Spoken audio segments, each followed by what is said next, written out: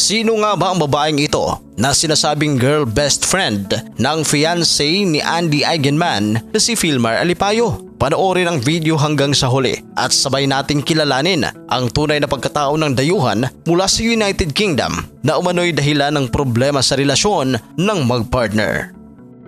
Patuloy ang mga makahulugang post at pahayag ni Andy Eigenman sa social media sa gitna ng isyong may pinagdadaanan sila ng life partner na si Filmar Alipayo. Pinag-usapan sa social media ang pag-unfollow sa isa't isa ni na Andy at Filmar sa Instagram, dahilan para magsuspecha ang netizens ukol sa kanilang pagsasama. Sa panibagong sunod-sunod na post ng aktres, mas naging partikular ito ukol sa pinagdadaanan nilang magpartner. May post din si Andy ukol sa betrayal o pagtraidor. May kaugnayan din ito sa pagkakaroon ng love couples tattoo ni Filmar at kasama ang ibang babae na ayon kay Andy ay hindi ipinaalam ni Filmar sa kanya. Sa naunang pahayag ni Andy, may pahaging siya sa gamit ang Year of the Snake. Sa mga Pilipino, may kolokyal na ibang kahulugan ang ahas o snake, ang pang-aahas o pang-aagaw. May post si Andy ng ganito, "They stab you and pretend they are the ones bleeding."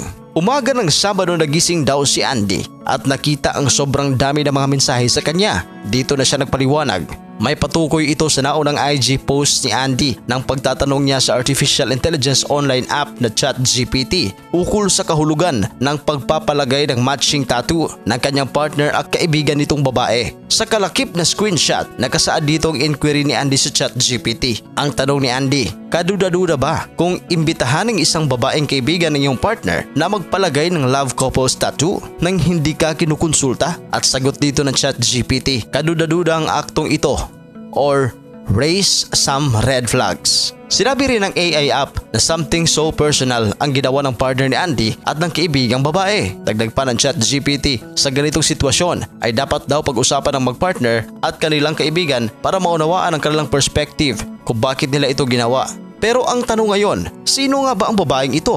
Kumalat na rin sa social media ang mga larawan ni Filmar at ang kaibigang babae na isang female foreigner. May mga videos din na lumabas na kasama ni Filmar ang babaeng ito sa activities nila sa Siargao. Ang numerong 224 ay parehong pinatato ni na Filmar Alipayo at ang malapit niyang kaibigang babae na dayuhan na nagagalang si Miss Pernelia S. Ju, kung saan nakalagay ang kanilang tattoo sa braso. Sa caption ay tinawag nitong Lil Bro si Filmar.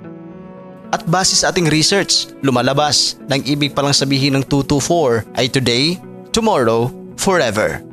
Base sa post si Pernelia ay nakatira na siya sa Siargao noon pang 2013 at taga United Kingdom siya at mahilig din siya sa sports. Subalit, binura na ng female friend ang pinost na larawan nilang iyon ni Filmar. Kung 2013 pa si Pernelia nakabase sa Siargao, abay mas nauna niyang nakilala si Filmar dahil 2018 nagkakilala naman sina Andy Eigenman at ang kilalang surfer ng Siargao. Prior to that, ay nakabase na rin si Andy sa Siargao taong 2017 dahil doon niya napiling magtayo ng sariling bahay para kapag gusto niyang magbakasyon every after work sa showbiz ay may uuwian siya at hanggang nagkakilala nga sila ni Filmar. Taong 2020 naman nang inanunsyo din na Filmar at Andy na sila'y engaged na.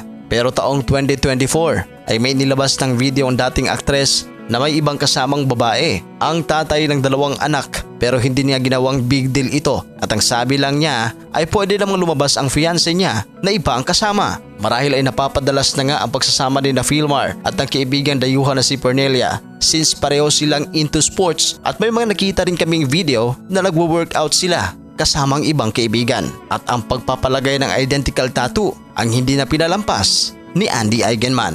Kung kayo ang nasa side ni Andy, anong gagawin ninyo kung ang inyong karelasyon ay may kaparehong tattoo sa kanyang kaibigan? Ano din ba kaya ang magiging reaksyon ninyo?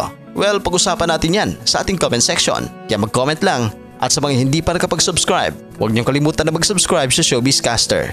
Maraming salamat po.